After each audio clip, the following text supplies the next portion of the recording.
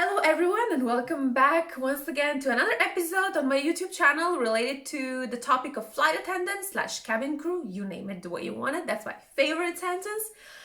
In today's topic, I'm going to be talking about something that you guys have asked me for, and it's simple as Qatar Airways, Emirates Airlines, or Etihad Airways. And I'm not gonna here sit and convince you, yes guys, you must apply for Qatar Airways because Qatar Airways is the best airline in the world. Boom. Well, yeah, Qatar Airways is actually the best airline in the world because Qatar Airways has won the Skytrax Awards for being best airline in the world for 4 times. And this has been voted over,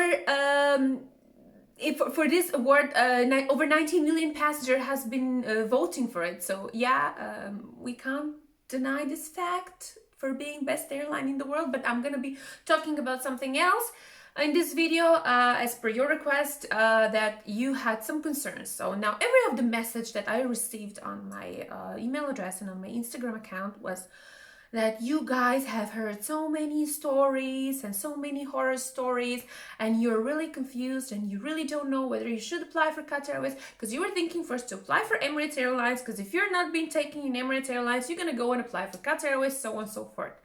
Sorry to say this, but if you bring yourself to a level where another people's experience or another person's story has touched you so much that you are bringing a decision based on it, most probably it's going to be wrong.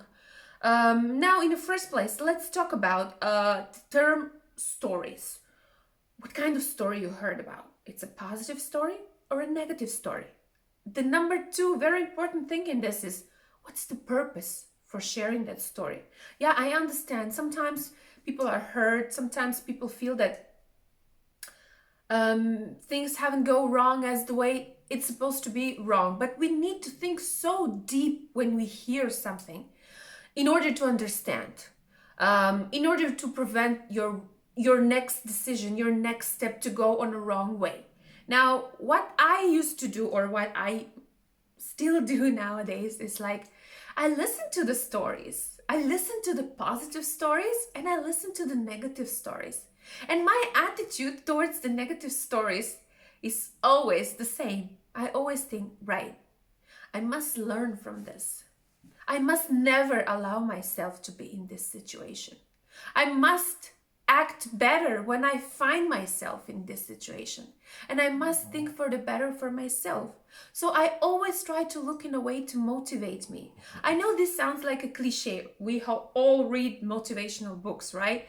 I don't know, how to become a better person in your love life, how to become a better person in your professional life, how to motivate yourself to go to the gym, so on and so forth. I'm just saying in general, I just drop these topics in general. But after reading all those motivational books, how many of you actually often practice that? How many of you have forgotten about those books?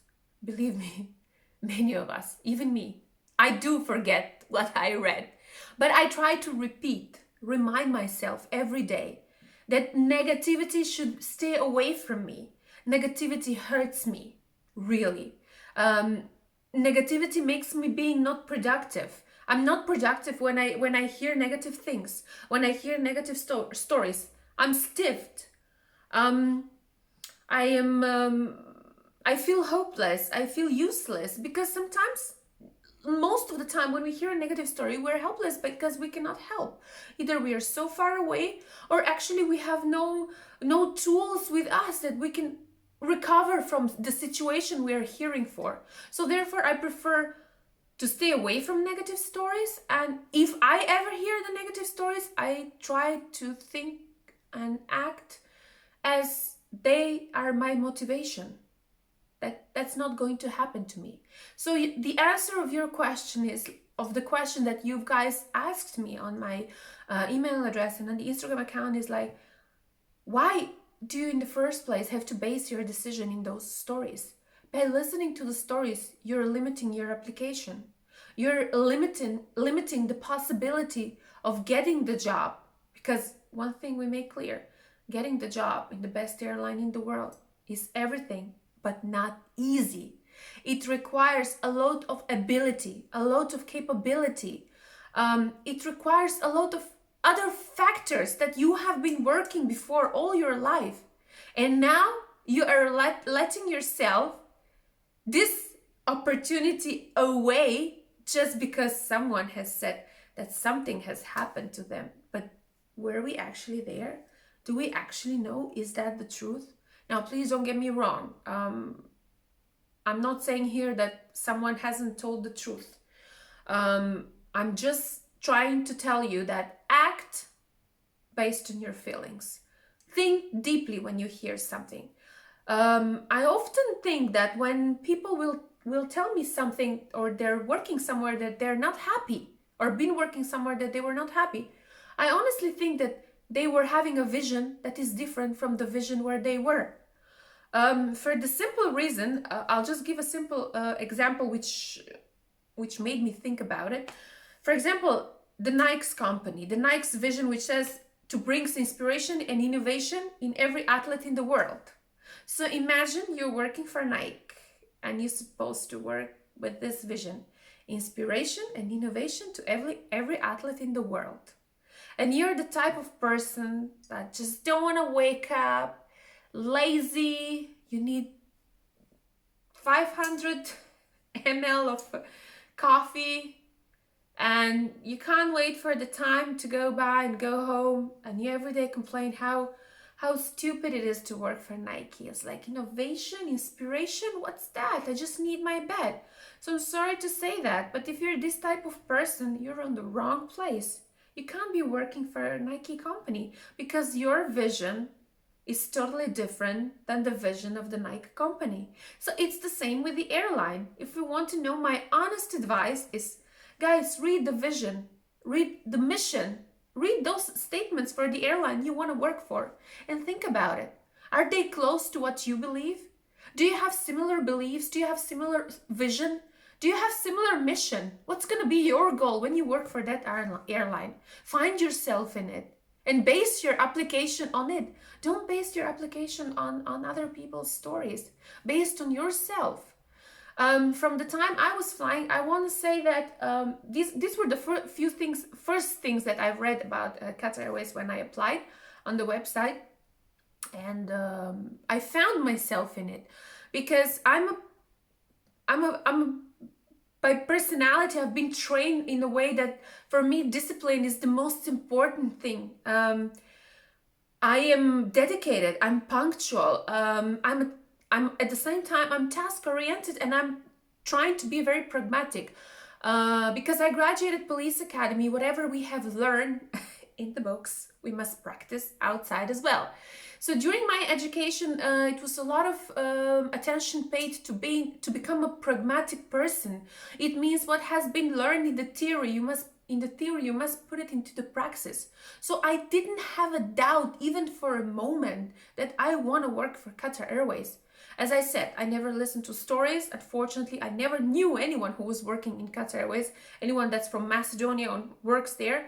So I was totally one of the few that were there, and then later on we get to know each other with so many people that they came after me. So what I want to say is that again, going back to what I said before, think with your mind and your heart. Combine these two things together, and believe me, you're gonna bring the right decision. That's the hardest. When I say combine the mind and combine the heart, that's the hardest. But that's why, as I said, perfect balance, establishing a perfect balance comes when you combine these two things, what you want and what you think, and hopefully you're gonna have a successful decision-making process.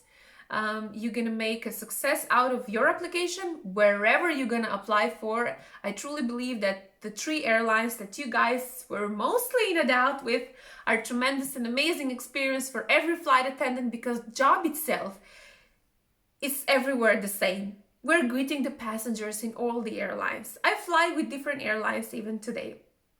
There is, of course, difference in service. There, of course, the interior in the aircraft is totally different. But welcoming the passenger it's the same, because everywhere you see people welcoming passengers from their heart and welcoming passengers as robots. And the first thing you'll be like, yeah, well, I don't feel much welcome, but what to do? I just got my ticket. That's it. I'm going from point A to point B. But you're on an airline where the cabin crew tells you, welcome on board. It's an absolute pleasure you being with us today, Mr. So-and-so. And you feel like, wow, I can't wait to be back again. Then goes home and writes about you or writes about the situation. Then you get your compliment and you feel like, wow, this is it. I love this. Just think about it. Just think about whether you want to be with all those people, whether you want to do everything that you know what's supposed to be done or you have been researched for, and you won't make the wrong decision. That's all from me today. I hope that you guys like this video. Please don't forget to subscribe and send me all your requests about what you guys want me to talk about, because I seriously think that this YouTube channel must be established in a way that we build a relationship. Not just me talking to you. Fine, I'm talking to you, you guys listen to me, click like or dislike, subscribe or unsubscribe, that's it. But let's build a relationship where you're going to be asking me what you guys want me to talk about. I'll try to make it short and sweet and understandable and hopefully answer to your queries. Until the next video, bye-bye and have a nice day.